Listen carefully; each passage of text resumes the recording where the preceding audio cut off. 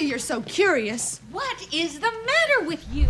Hollywood has always had a complicated relationship with the bottle, but nothing quite captures that chaos like a TV actor showing up to work hammered while the cameras keep rolling. We are talking about the golden era of network television, from the early 70s straight through the 90s, when on-set culture was looser than a network censor on a Friday afternoon, and nobody wanted to shut down an expensive production day just because the lead smelled like a distillery at 9 in the morning.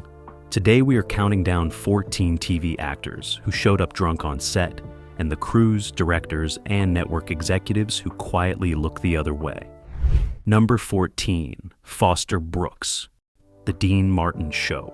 Kicking off our list at number 14 is a man who turned one of Hollywood's worst-kept secrets into an entire career, Foster Brooks.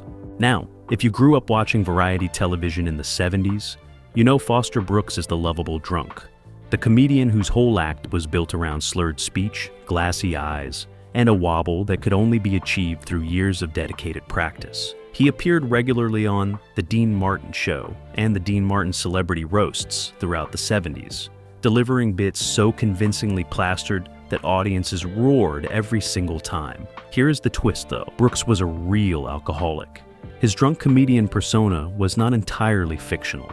It was a controlled version of something he genuinely struggled with for decades. He spoke candidly about his battle with alcohol and eventually achieved sobriety later in life. But during his peak television years, the line between the character and the man was famously blurry. What makes this number 14 on our list is that everyone knew. The crew knew, the producers knew. Dean Martin absolutely knew. And yet the gag fits so perfectly into the atmosphere of the roasts that nobody pressed pause on it. When your act requires you to appear drunk, and you sometimes actually are drunk, that is the television equivalent of a professional wrestler with a genuine anger problem. The role writes itself, and nobody asks too many questions. Brooks cleaned up his act in later years, and deserves real credit for that. Number 13, Robert Young, Marcus Welby, MD. Coming in at number 13 is one of the most surprising names on this list, because on screen, Robert Young was everything America wanted in a TV dad and a TV doctor. You know him as Jim Anderson from Father Knows Best in the 50s, and as the warm, steady Dr. Marcus Welby in Marcus Welby, MD, which ran from 1969 to 1976. 7 seasons of wholesome bedside manner, gentle advice, and the kind of doctor who actually had time to sit with his patients. Off-screen, though, Young was privately fighting a severe battle with alcohol and depression that went largely undiscussed during his peak years on television. He spoke openly about it in later interviews, describing periods where he was barely functional and relying on alcohol just to get through production days. The remarkable thing is that the cast and crew largely closed ranks around him. Nobody wanted to be the person who torpedoed America's favorite TV doctor. The show was a massive ABC hit, and a lot of livelihoods depended on its staying on the air. Young eventually sought treatment, became an advocate for mental health awareness, and later spoke candidly about his struggles in ways that were genuinely rare for a man of his generation. His willingness to talk about it publicly was quietly groundbreaking. But during the height of Marcus Welby, the set operated on a kind of gentleman's agreement. You saw nothing. You said nothing. You kept rolling. Ops. Number 12. Shelley Winters. Various TV appearances. At number 12, we have Shelley Winters, a 2-time Academy Award winner who brought her own unique brand of unpredictability to television sets throughout the 70s and 80s. Now, Winters was a legend, full stop. 2 Oscars, a career that stretched from the golden age of Hollywood through the era of 90s cable, and a personality so large it required its own zip code. She made dozens of television appearances across variety shows, dramas, and talk shows over the years, and by multiple accounts from directors, co-stars, and production assistants who have since told their stories, Winters had a habit of arriving at sets in a state that could generously be described as festive.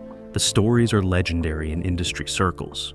Directors working with her on TV movies in the 70s reportedly learned quickly to schedule her most important scenes for the morning, before she had time to get too comfortable with whatever was in her dressing room. Co-stars learned to read the room the moment she walked in. Now, to be fair, Winters herself never tried to hide that she liked to enjoy life. She was famously frank about her appetites and her personality in interviews, memoirs, and on talk show couches across 3 decades of television. She was the kind of actress who could walk into a room sideways and still own it, which is exactly why people kept booking her and kept quietly working around whatever state she arrived in. The work usually got done. Somehow it always got done. Number 11, Tom Arnold, Roseanne. Number 11 is Tom Arnold, who arrived in the orbit of Roseanne in the early 90s, riding a wave of personal chaos that would eventually help take one of television's biggest shows right off the rails with him. Arnold appeared in Roseanne from 1991 to 1994, playing Roseanne's brother-in-law, Arnie Thomas. At the time, he was also married to Roseanne Barr in real life, which meant his presence on the show was a package deal whether the producers liked it or not. And more than a few of them reportedly did not. What made the set particularly combustible was that Arnold was openly struggling with substance abuse during this period, something he has since talked about with considerable honesty in interviews. The reports from that era are consistent. Erratic behavior, missed cues, scenes that took far longer to complete than they should have.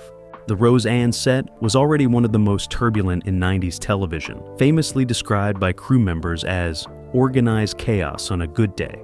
Arnold's issues were just one more ingredient in a stew that was already boiling over. He eventually got sober and has been candid about those years, which takes genuine courage. But back then, the power structure around the show was so tangled up in the real-life relationship between Arnold and Barr that nobody was in a position to pump the brakes. When the star of the show is also your spouse, the usual rules just do not apply. Number 10, Chevy Chase, Saturday Night Live and The Chevy Chase Show. Sliding in at number 10 is Chevy Chase, the original Weekend Update anchor, the man who helped put Saturday Night Live on the map, and then spent the better part of 3 decades reminding everyone why first impressions are not always the whole story. Chase was a founding cast member on Saturday Night Live when it launched in 1975, bringing a loose, physical style of comedy that made him an overnight sensation. He left after just 1 season to pursue a film career, but his relationship with the show, and with the entertainment industry as a whole, was always complicated by his well-documented struggles with substance abuse. Multiple cast members and crew have gone on record over the years describing incidents on various sets where Chase arrived in a condition that required creative scheduling at best and complete restructuring of the day's work at worst. His reputation on set became so difficult that it generated its own kind of mythology in Hollywood circles. The Chevy Chase Show, his ill-fated late-night talk show that premiered in 1993 on Foxx, lasted less than 2 months before being canceled. It was one of the most spectacular late-night flameouts in TV history. And while the format was a genuine mismatch, observers at the time noted that Chase was not exactly operating at full capacity during the production. He has since acknowledged his struggles publicly and spoken about recovery. But for a long time, the set was just another place the party continued. Number 9, Gary Busey, various TV movies.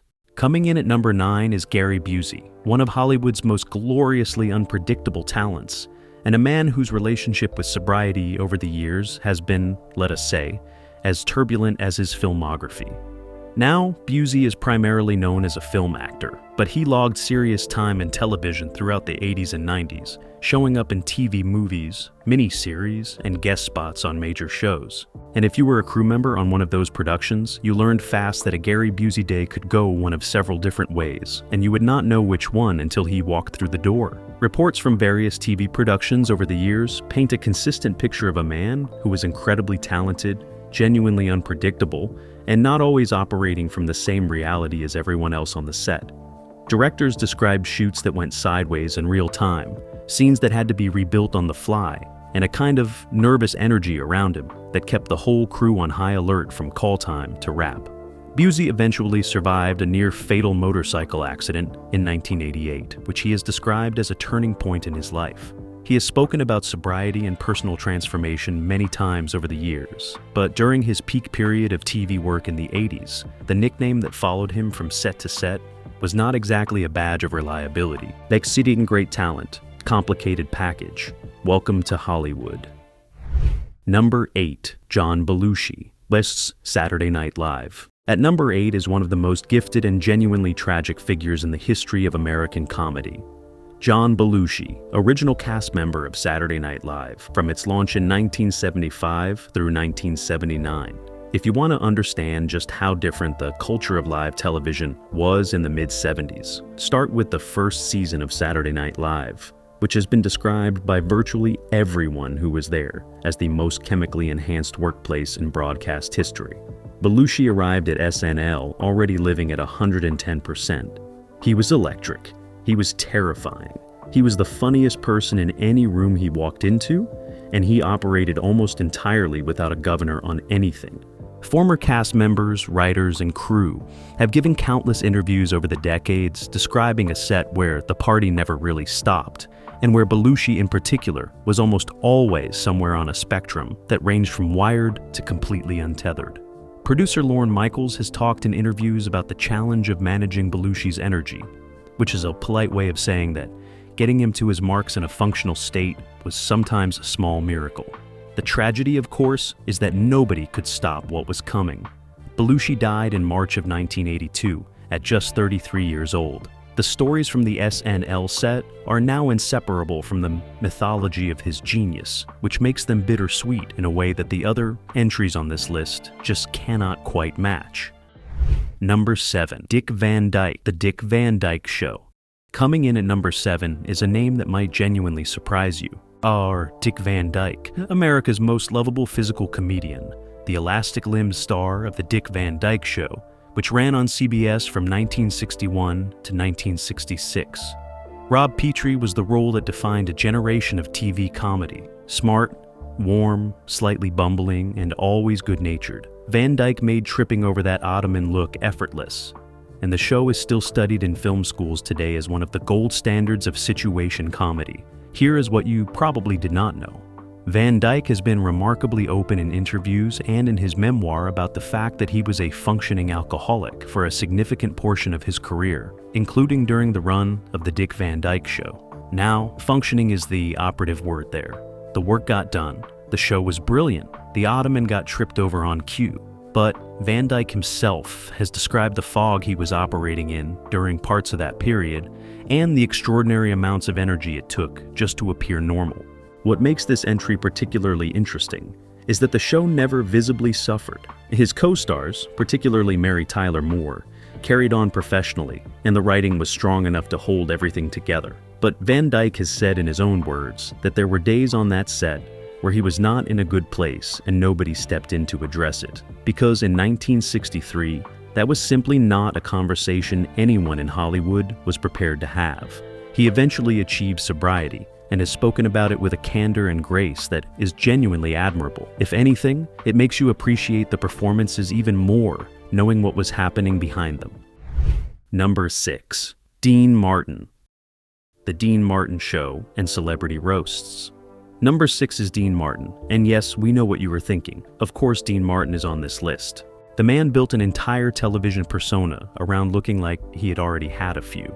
And The Dean Martin Show, which ran on NBC from 1965 to 1974, was basically an extended commercial for the idea that being a little loose was the most charming thing a man could be. Here is what is genuinely fascinating about the Dean Martin situation, though. The drunk act was partly a performance. Martin himself admitted later that he did not drink nearly as much on camera as he pretended to. It was a persona, a character, a bit. The glass he carried around the set was often filled with apple juice. But here's the thing, only partly. The people who worked with Martin regularly, the writers, the directors, the guests who came through the show over the years, they tell a different story about the later seasons when the line between the character and the man started getting harder to find. By the early 70s, with ratings beginning to slip, and Martin increasingly disengaged from the creative side of the show, the apple juice ratio apparently shifted. Guests who appeared in the later celebrity roasts have described a Martin who was warmer and more unpredictable off camera than the polished drunk persona he showed the audience at home. The fascinating thing is that it almost did not matter. The show was built around the idea of Dean Martin being Dean Martin, so if Dean Martin showed up a little more Dean Martin than usual, who was going to complain? He remains one of the most effortlessly cool figures in television history, and honestly the act holds up. But the act and the reality were closer than the network ever wanted to officially acknowledge. Number 5. McKenzie Phillips in West One Day at a Time.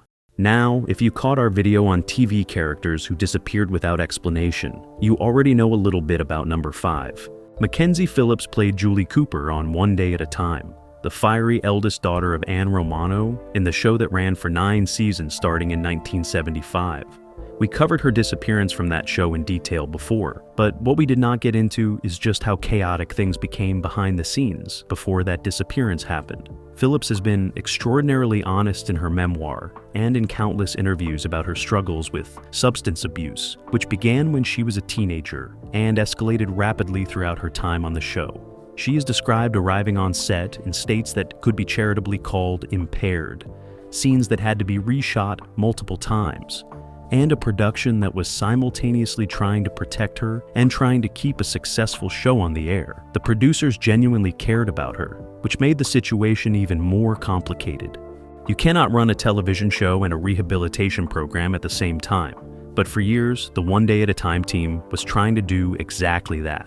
She was fired after season 5, brought back in season 7, and ultimately let go again during the final season following a relapse. The show attempted to paper over her absences with the kind of vague off-screen explanations that any longtime viewer of 70s and 80s television will recognize immediately.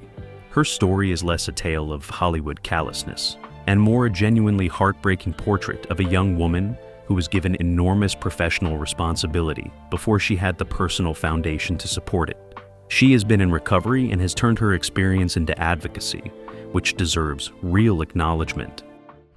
Number 4. Brett Butler, Grace Under Fire. At number 4 is one of the most dramatic behind-the-scenes stories in 90s network television. Brett Butler and Grace Under Fire, and Grace Under. If you were watching ABC on Wednesday nights in the mid-90s, Grace Under Fire was appointment viewing. Butler played Grace Kelly, a single mom in a small town navigating work, kids, and an ex-husband who was not exactly Father of the Year material. The show premiered in 1993 and was an immediate hit, regularly pulling in more than 30 million viewers at its peak. For a season or two, it was one of the biggest comedies on television. And then it started to fall apart in one of the most public slow-motion implosions the network era ever produced. Butler has spoken openly about her addiction issues, which escalated dramatically during the show's run. By the middle seasons, reports from the set described a production environment that had become genuinely unsustainable. Scenes were delayed. Writers were fired at a rate that suggested someone was trying to rewrite their way out of a problem that writing could not fix. Guest stars and recurring cast members came and went with alarming speed. The show reportedly burned through more than 250 writers over its run, many of them leaving under circumstances that have been diplomatically described as difficult. Butler was the engine of the show, which meant that when she was not functional, the whole machine seized up. ABC kept it going longer than common sense probably warranted, because the alternative was acknowledging that one of their flagship sitcoms was being held together with tape and good intentions. Grace Under Fire was canceled in 1998. Butler eventually got sober and returned to stand-up comedy, which is where she had always been, most at home anyway. Number 3. Redd Foxx, Sanford and Son. Number 3 is a legend, full stop. Redd Foxx and Sanford and Son, the Norman Lear-produced NBC sitcom that ran from 1972 to 1977 and broke ground as one of the first major comedies centered on a Black American family. Foxx played Fred Sanford, a cantankerous junk dealer in the Watts neighborhood of Los Angeles, whose relationship with his son Lamont, played by Demon Wilson, was the heart of the show. It was raw, funny, and genuinely groundbreaking television at a time when most sitcoms were still operating in a very vanilla version of American life. Here is what made the Foxx situation particularly interesting. His drinking was not exactly a secret, but it was also not something that derailed individual episodes in the way that some of the other stories on this list do. Foxx was a professional in the sense that he almost always got the job done. He was also a man who had grown up in a very different world than the polished Hollywood machine, had paid serious dues on the comedy circuit for decades before Sanford and Son made him a household name, and operated by his own rules pretty much from the beginning. People who worked with him describe a man who was generous, hilarious, frequently difficult, and occasionally present on set in a state that required a certain amount of patient navigation. The bigger story with Foxx was his ongoing salary disputes with the producers, which eventually led to him walking off the show entirely in a standoff that created one of the most famous gaps in sitcom history. But behind those very public battles was also a man who was burning the candle at every available end. Red Fox remained a giant of American comedy until his death in 1991. There will never be another one. Number 2, Matthew Perry. Friends. At number 2 is a story that in some ways is the most thoroughly documented on this entire list, because the person at the center of it decided to write it all down himself. Matthew Perry, Chandler Bing on Friends, one of the most successful sitcoms in the history of television. Friends premiered on NBC in September of 1994 and ran for 10 seasons, becoming a cultural institution that still generates more revenue in syndication than most current shows generate in their entire runs. Perry was one of the 6 lead actors, and Chandler was arguably the character most defined by comic deflection, which makes what we now know about Perry's off-screen life during the show's run particularly poignant in retrospect. In his memoir, published in 2022, Perry was brutally honest about his addiction to alcohol and prescription pills throughout the Friends years. He described seasons where he was showing up to the set in conditions ranging from heavily medicated to outright impaired, and where his castmates and the production staff were quietly managing around him. He estimated that he does not remember filming 3 entire seasons of the show at all. Read that again. 3 seasons of one of the highest rated shows on network television, and one of its lead actors cannot recall making them. What makes this story particularly striking is how professional the Friends production machine was. The show never visibly suffered. The ratings stayed stratospheric. Chandler was still funny. And yet, behind that perfectly upholstered Central Perk couch, there was a man who was in serious trouble in an industry that was better at protecting its product than protecting its people. Perry acknowledged that his castmates and the crew were aware and supportive, doing what they could while the show continued its march toward becoming one of the defining pop culture artifacts of the 90s. His death in October of 2023 at the age of 54 was a loss the entertainment world felt deeply. His honesty about his own story remains one of his most significant contributions. Number 1, Carroll O'Connor, All in the Family and Archie Bunker's Place. And now, the number 1 spot. Carroll O'Connor was Archie Bunker. Not played Archie Bunker, was him. For 9 seasons of All in the Family on CBS from 1971 to 1979, and then 4 more seasons of Archie Bunker's Place through 1983, O'Connor inhabited one of the most complex and challenging characters in television history. Archie was a bigot with a heart, a loudmouth with genuine love buried underneath all the bluster, and playing him required an actor of enormous range and discipline to walk that impossibly thin line between funny and offensive without falling on the wrong side of it. O'Connor walked it brilliantly week after week for over a decade. What many people do not know is that behind that performance, O'Connor was privately battling his own relationship with alcohol during portions of his long career. The stories from the All in the Family set describe a man who was deeply professional and completely committed to the work, but who also had periods where the commitment to the work was the thing holding everything else together. Norman Lear, who created the show and worked closely with O'Connor throughout the entire run, has spoken with great care about the challenges of managing a production built around one unavoidable central talent. When that talent is also managing personal struggles, the whole ecosystem of the show quietly shifts to accommodate it. The remarkable thing is how little of it ever showed up on screen. O'Connor was so technically precise, so thoroughly in control of his craft, that even on difficult days the performance remained locked in. Archie Bunker never wobbled. But what makes him number 1 on this list is not the drinking itself. It is what came later. In 1995, O'Connor's son Hugh died of a drug overdose. What followed was one of the most powerful examples of a man transforming private pain into public action that Hollywood has ever produced. O'Connor became a fierce and relentless anti-drug advocate, suing his son's dealer, testifying before Congress, and using every platform available to him to push for accountability in the entertainment industry's culture around substances. He had lived inside that culture for decades. He knew exactly what it looked like from the inside. And when it took the most important person in his life, He turned his grief into one of the most sustained advocacy campaigns the entertainment world has ever seen. Carroll O'Connor died in June of 2001. He was, in every sense of the word, a giant. And that is a wrap on 14 TV actors who showed up drunk on set, and the industry that kept right on rolling. Now look, some of these stories are funny in a dark way, some of them are genuinely heartbreaking, and most of them are a reminder that the golden age of television was built on a foundation that was a little less golden behind the studio doors. The thing about this era is that the culture around substance use in Hollywood was so normalized that pointing it out felt almost beside the point. This was not an industry with HR departments and wellness consultants. This was an industry that ran on talent, adrenaline, and the absolute refusal to stop production no matter what. The people on this list were not villains. They were human beings in an industry that was very good at using them and very slow to protect them. Some of them found their way through it and used their experience to help others. Some did not. All of them were extraordinary at what they did, even on the days when they probably should have stayed home. Drop a comment and tell us which one surprised you the most, and let us know if there is a name we missed, because something tells us the comment section on this one is going to be very interesting. Until next time, thanks for watching.